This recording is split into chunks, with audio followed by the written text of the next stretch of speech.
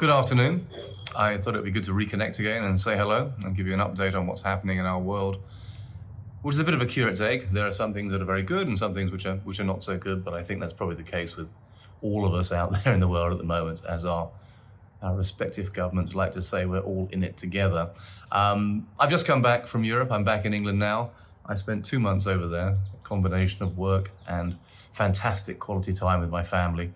I'm very blessed in that since I've been 18 years old, I've managed to spend pretty much every year some time in the Mediterranean, which I do think is one of my favorite places in the world in July and August. And it was interesting because at many times you would have bet a lot of money that somehow a vaccine had been found because you forgot about coronavirus. People were having fun and the beaches were busy and the restaurants were busy and the bars were busy, and clearly life was getting on. And what is interesting to me, and I think is going to be very revealing in the next few weeks, is that although the infections have gone up, which you would expect because people have been mingling together in Europe, and although in most countries it is on the rise again, and there's undoubtedly a curve, the mortality rate hasn't risen in the same way. And I know there's a lag time. I know 2 or 3 weeks later, you wouldn't expect to see that, but you would have thought by now that you'd be seeing that more. And my hope is that whether it be through the virus weakening, whether it be herd immunity, whether it be more younger people are getting it who are more robust and less likely to succumb to hospitalization or to mortality, unfortunately, whatever it is, that although we're seeing the virus still running around, it is getting less deadly. And I do hope that governments take that in mind when they make decisions. It's not just about how many people get infected, but how many people suffer with that infection. Anyway, enough about me going on. I am back in England. I'm intending to travel as much as I can the next few weeks to my resorts because I fear the storm clouds are gathering and there will be more quarantine in place and more restrictions. So whilst I can, I'll be zipping around and seeing if we can keep things open or get new things open or be involved and meeting clients. But as I said, I do think that we are in Europe going to see a bit of a mini lockdown, if nothing else. So let me give you an update. What's happening? Well, if we start off with some positives, our resorts that are catering for the domestic market are doing fantastically. As I predicted before, I thought that the domestic tourism would be huge. St. Martin's in the Isles of Scilly is virtually 100%. It's very rare in our business to see the 100% line on an occupancy, but it really is virtually every single day. And I know that many of you are going there and enjoying it. I went there a few weeks ago and had a fantastic time. Thought it was just magnificent. I gotta give you a secret. I've been trying to go back, partly to pat my staff on the back and say, great job, and partly to meet some clients, and partly, to be honest, just to have a nice couple of days away in a beautiful location. But I can't get in. The first date that I can actually even myself get in is early in October. I have a policy that I'm the last person to take a room, and it's always clients first. So I have to wait till then, well, which is good. It's frustrating. And my wife says, why can't we go there? But we can't. And that's fantastic because it's 100% occupied with our clients. And that's doing great. And people are enjoying it, I think, and having a great time down there. And the same story in Bavaria. Bavaria is very full. A lot of people from Bavaria and Munich and the south of Germany are enjoying that. And I intend to go down there in a couple of weeks. I've managed to squeeze myself in. I only have to have one night in Munich. But that's doing very well. So it's very good to see. I think that when people can travel locally, and I'll talk in a moment about a new product I'm developing for the local tourism, they will, and they'll enjoy themselves, and they'll have fun. And that's also true in West Australia. Rottnest is enjoying its best winter season ever. A lot of people are going there and playing golf or going for spa weekends, enjoying the bar, enjoying the scenery, and enjoying Rottnest in the winter, which is magnificent. I know from experience. When I lived in Perth, I went there several times. And because there's interstate restrictions, because you can't travel abroad, people are enjoying local tourism. Elsewhere, it's not such a great story. In Bali, we were hoping that it would open up sooner. We are open. We have Karma Kandara open, and we have domestic tourists coming in from Indonesia. So our Indonesian owners, please come and stay with us, and we're delighted to see you. But the government has sent mixed messages, and the most recent message was that international tourism will not be allowed this year until early 2021. So it's frustrating. We were hoping for a sooner opening. The actual coronavirus cases are relatively light in Bali, so we were hoping for earlier, but it is what it is, and so we'll deal with that. So we anticipate a domestic tourism, but nothing else in the next few months. And in India, India is clearly suffering from coronavirus. I mean, it's not an easy situation. You have a country of an immense population, an immense disparity between poverty and wealth, urban and rural populations. But life has to go on, and so we have opened our resort there, and we are seeing a steady inflow of clients. We've opened in Dharamshala in Himachal Pradesh, which is actually, I think, positioned as one of the safest states. It's got the mountain air, and it's very open air. There's not many urban areas there. And we're planning on opening up pretty much a resort each month in India. So a slow opening. And again, no international tourists. We can't bring people in from outside, but localized people are traveling and they are going there.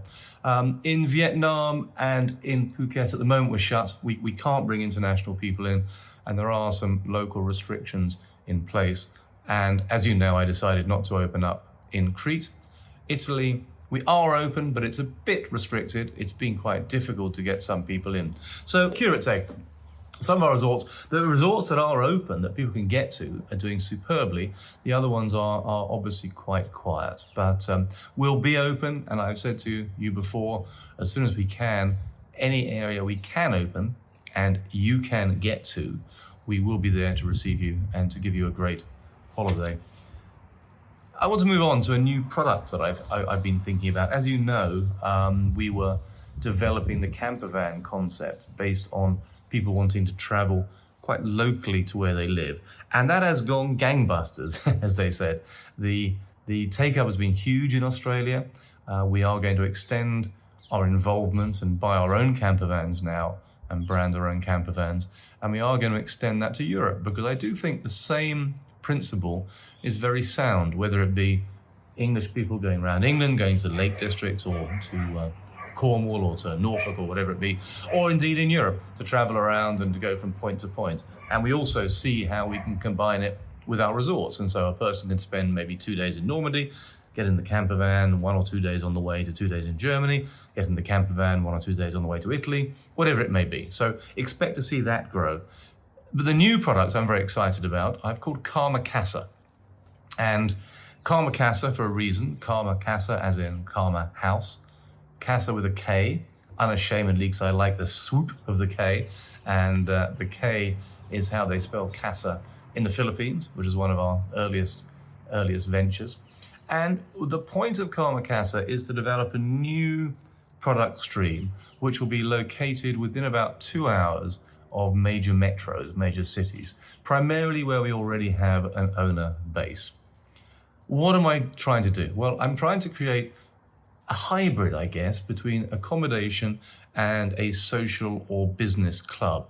So what we're looking at is various locations that we can acquire at the moment unashamedly commercially, if you excuse me, relatively cheaply, that we can develop where there is accommodation, so people can stay either as a full holiday, or they can go for 1 night or 2 nights or 3 nights for a weekend or a midweek break, but also have a lot of amenities. And so it might be a library, it might be a good restaurant, it might be a good kids club, it might be good sporting amenities, it might be a big business center, it might be a quasi work from home type environment. And so what we want to do is to have a location which is a bit more urban based.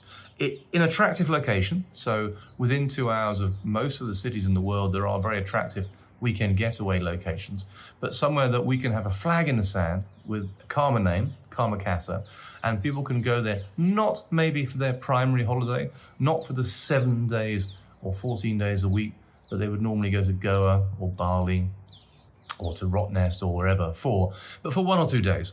And what we are going to do for one of the first times ever is be creating a annual membership plan. And so people can buy it on a year-by-year basis. And so like a golf club or a sports club, one can say, I wish to be a Karma Kasa member for this year, and I'll pay X amount in dues. And for that, I'll get some usage at the resort. I can stay a few nights there. I can host my business meetings there. I can store my wine there. I can go to sporting events linked with it. I can take my friends there. My children can go to tennis academies there, or whatever it is. And again, it becomes a means of getting to know Karma and involved with us, maybe not wanting to necessarily take a full week's holiday, but being a localized tourist. It will, of course, also be available to all Karma members, so they can go and stay there. And there are many destinations close to cities around the world which are very, very attractive. But I do see a trend. I see a trend for whether one calls it staycation or local tourism. I see a trend for people wanting some kind of ownership or membership of accommodation close to where they live, so they know if there's lockdowns, they know if there are restrictions from interstate or international travel, they can still get there, they can experience the Karma je ne sais quoi, vibe, whatever you want to call it, close to their home. So anyway, there's a teaser there, as we say in my business. I am going to tell you, the teaser is going to result in, probably next week, an announcement, because we are very, very close to having the ink dry on the paper of our first Karma Kasa, and it's in India. I won't give you much more away than that, because I'll be shot and I'll spoil the reveal next week. But we have found a location. It's an hour and a half from a major metro. It's where we have a lot of owners already and a lot of clients that we think would like to be members of this sort of club. I go tomorrow to a location somewhere else in the world. And as you know, I'm in England, so therefore there's a clue. But again, a great location, I think.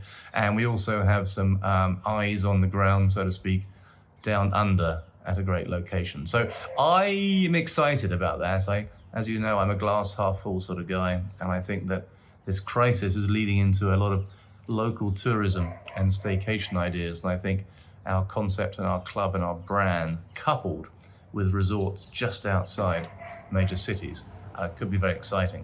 And clearly for us also, it's from a marketing point of view, we believe it opens up a whole new sector of people that maybe wouldn't normally be taking a full holiday, but like to experience Karma in a more localized way to where they actually live. So listen out, here's some more. I'll be telling you more next week. I'm sure I'll be reeled in to do the announcement. And I'm quite excited. I mean, I say most things, a lot of things at the moment slightly challenge my concept about the glass being half full. But there are always good things to find. And I think this could be good. Finishing up, the wine, of course. I'm sorry I haven't been drinking with you for the last few weeks. Traveling around Europe, I have been drinking.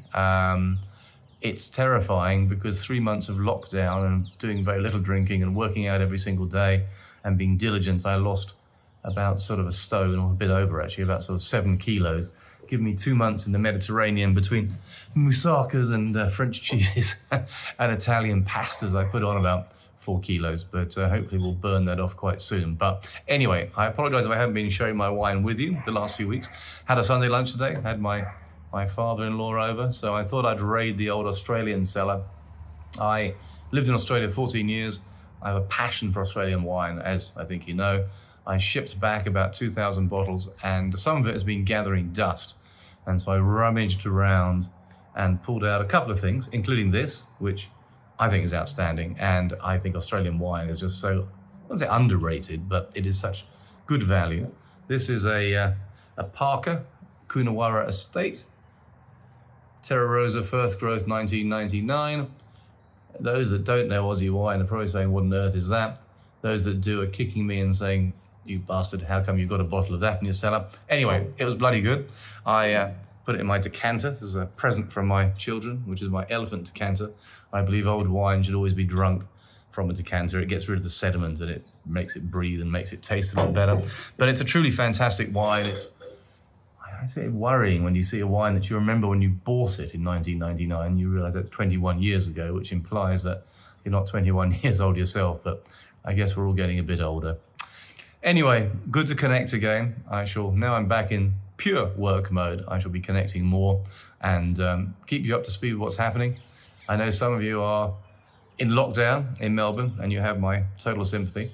Some are elsewhere in yes or no degrees of lockdown.